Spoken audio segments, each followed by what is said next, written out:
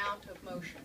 It just has everything to do with the fact that when this person turns their head to either the right or the left, their headache pain or whatever it was they came in complaining of was reproduced.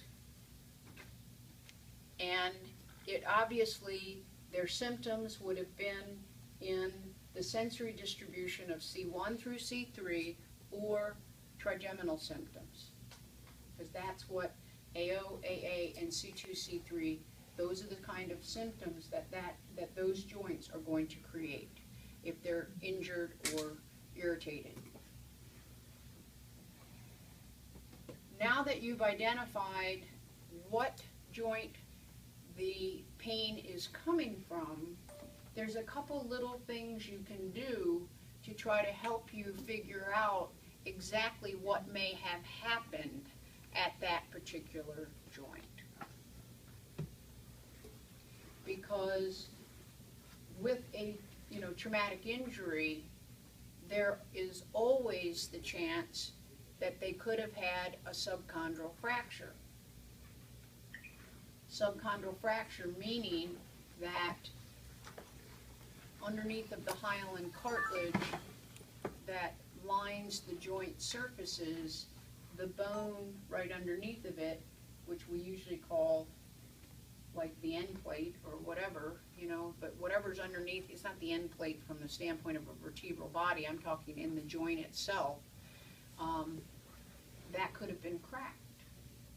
And the type of fractures that we're talking about that can happen in these accidents are like, the way that I understand it, it's like if you took an egg and you hit it just right so that you got fissures in the shell, but none of the liquid part of the egg leaked out. That's what we're talking about.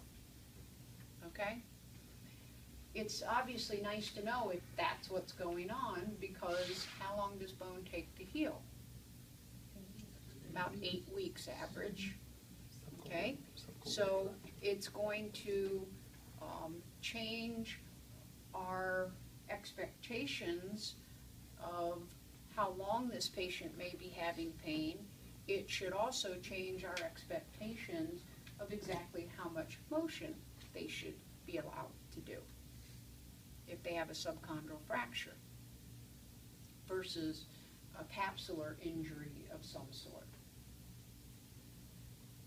So remember the pattern of a fracture. We talked about the fact that how do we differentially diagnose a fracture? Well, bones, we've said that if you compress a bone, it will increase its pain. You can also use vibration to help you determine that the bone is involved. And you can do that with a medical grade tuning fork. You could also try your ultrasound, and it's got to be pulsed ultrasound. And then, but you hold it still. You don't move it around when you put it on. Okay? So what I'm going to show you right now is not the only test you would do if you thought you had a subchondral fracture. You would want to also then use your tuning fork or your ultrasound to see whether or not that also increased pain. Because remember, in the world of research, there's things called likelihood ratios. And likelihood ratios are calculated when you're trying to identify a cluster of variables that would allow you to successfully predict a certain outcome. And the rule with likelihood ratios is usually the more positive, if there's 7 variables, let's say 7 tests or whatever, the more that are positive, the higher your likelihood ratio goes. So the more likely you're correct in making the decision that you make. So I would never want to use just one thing to make me determine that this is what I have. I would, well, in some cases, you may, like total splinting of movement. I mean, you don't need to do a whole lot more testing. You're really concerned about a fracture, send them off.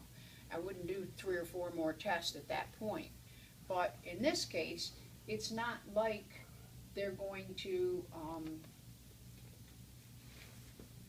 well, it's not like you're going to treat them differently because you know how to treat these things. You may need to be able to try to prove your case for insurance reasons, for billing reasons, or to explain to the doctor why you're asking that patient to stay in a collar for a longer period of time. So the more tests you have that point to your what you think the diagnosis is, the better off you are. Okay, that's just the point. So when we did the side bending, like for the right-sided pain, when we did the side bending left and then we rotated right, and his pain was less or non-existent now, that allowed us to say, okay, we think it's C2, C3 on the right, because we just took it out by doing it this way. So we don't just automatically hang our hat and say, yep, that's the case. We're going to verify it by doing some other things, all right? So now what we're going to do, if I didn't want to add too much of this on top of everything else until you got the basic principles of what we did before the break, okay? So now hopefully as we do these other things, you'll be fine, okay? So if we got a lessening of the pain when we side bent left first and then right rotated, it's indicating that C2, C3 is most likely the culprit. To further validate that, we'll then ask him to side bend right. And theoretically, just doing side bending right should potentially increase his pain again if it's C2, C3. Because remember, biomechanically, C2, C3 follows the lower cervical spine. So by side bending right, we rotated right. If you're unsure, based on the patient's response, then have them side bend right, say, does that produce your pain? If they're like, well, maybe, then say, okay, hold it there and turn to the right now. And then that should increase their pain even more. Because in actuality, when you side bend right, you're rotating AO and AA joint to the left. Okay?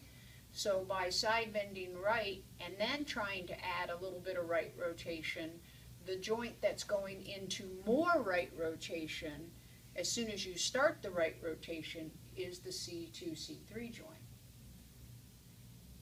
The AO joint and AA joint will have left rotated slightly, I don't know how much, slightly, when you side bend right.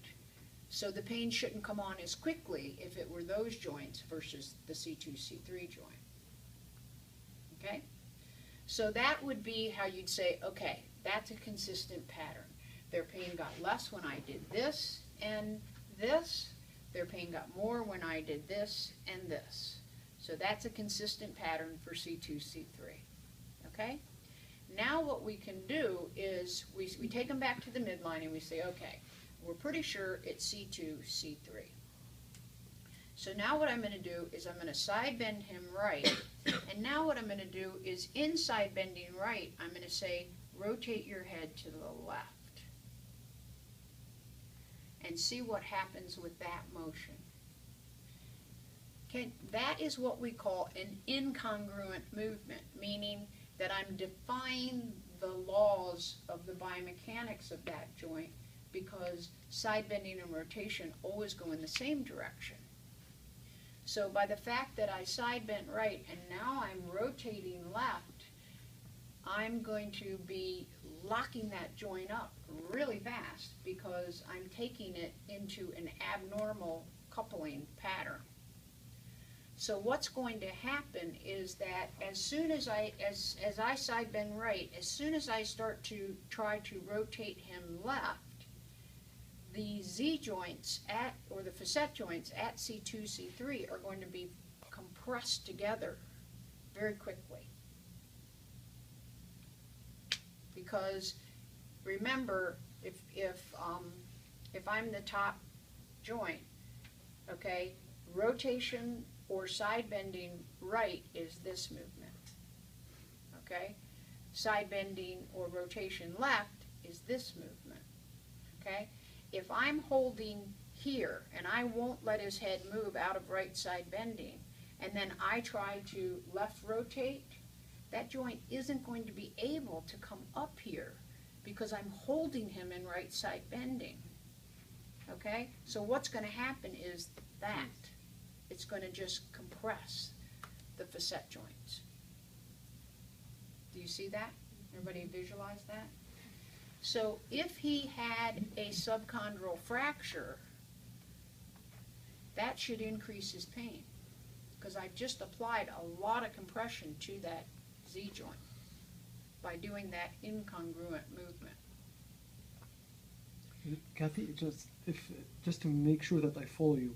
So now we move to a test where we are having C2, C3 positive. Right. Right? So now we are trying to see why it's positive, if it's subchondral fracture or other stuff, right? Exactly. Okay. Yep. Whereas, can you also see that if I side bend him to the right and then rotate him to the right, what I am doing there is I side bend him to the right, which was this. Then I start to rotate him to the right, so it's just going to do this even more. So what that's doing is really stressing that right joint capsule to the end of its range of motion of extension or closing or whatever you want to call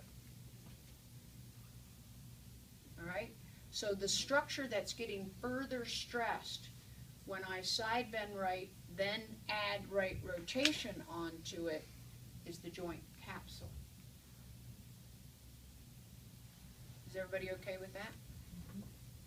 So if that significantly increased his pain, then I'm thinking, okay, joint sprain.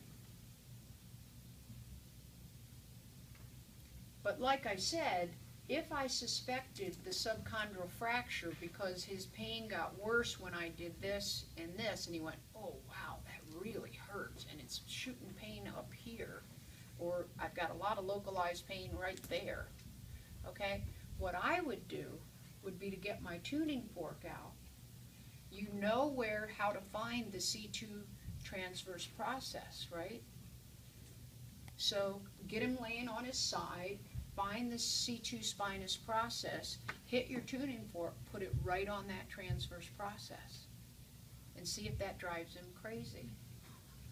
Okay? Because if it does, then okay, that's that. Now you've got two tests telling you that this may be a fracture. The only way to image those subchondral fractures is through a bone scan. They won't show up on a regular imaging study. So if you have to try to prove your differential diagnosis, because it's going to result in a longer, the bottom line is, if he's got a subchondral fracture, his rehabilitation program or process is going to be extended, because it's going to take 6 to 8 weeks for that bone to heal. And we're going to have to be very careful about how much range of motion we allow him to do while that bone is healing. So if you have to prove it to justify what you're going to do, then you would have no choice but to ask for a bone scan to be done. Okay? And then you'll have to just explain to the physician what you did and why you feel that is necessary. Okay? If it turns out that it's just the capsule, no problems. We can deal with that. And we don't need anything else for that. Okay? So that's what you do for C2, C3, and that is actually, all this is written down on page 26,